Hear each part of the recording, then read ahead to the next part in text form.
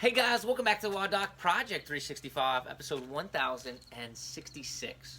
Guys, you're following along on YouTube, please jump on over to thewoddoc.com. Check out all of our full-length videos, that's where we house them.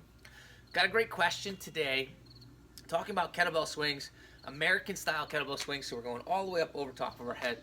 And the question is this person was just starting to get into going into the American swing, and they asked about the difference between the kettlebells that they were practicing in the gym versus the kind that you see in the competitive atmosphere. And here's the difference, or here's a possible difference.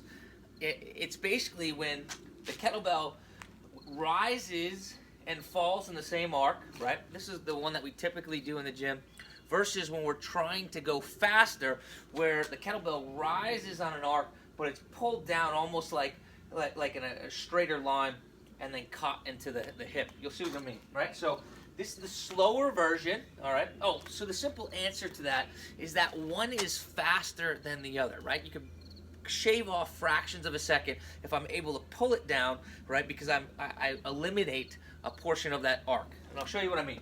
So the slower version of this, right? If I was to get in here, kettlebell swing, all the way up, all the way down, all the way up, all the way down, all the way up, all the way down, right? So you can see this time the arc resembles, the raising arc and falling arc look very similar, right? If I'm trying to shave off time, right, what people will tend to do in a competition setting is they will get all the way up and then they pull down, right? So I'll show you a couple of these.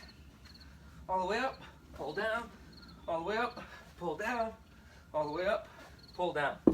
So you can see the difference is one arc is similar, the other is a pull down. Now, to answer the question as to which one is better, it really depends on what you're trying to go for, okay? I can just answer as to which one is easier or harder on your joints, on your tendons, on your ligaments, right? And it really depends on your capacity in this movement as well, right?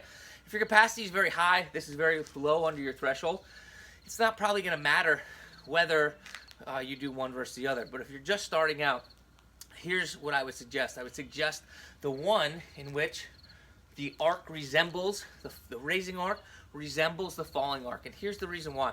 It's a more gradual onset of pressure. As I raise the kettlebell, and as the kettlebell falls, it's gradually picking up that tension, versus when I go ahead and throw the kettlebell up there and I yank it back down into the hip, all right, I start to lose that weight, and then bam, it loads my tendon and my joint very quickly, of course my muscles as well. So if your capacity is very close on this, the people that may be in danger, this might be a safer way of doing it, is allow that gradual load rather than have that snappy load, okay? So that's my take on it. Competitive overhead American swing versus a slower, more beginner type of overhead swing, one that we might do in the gym, okay?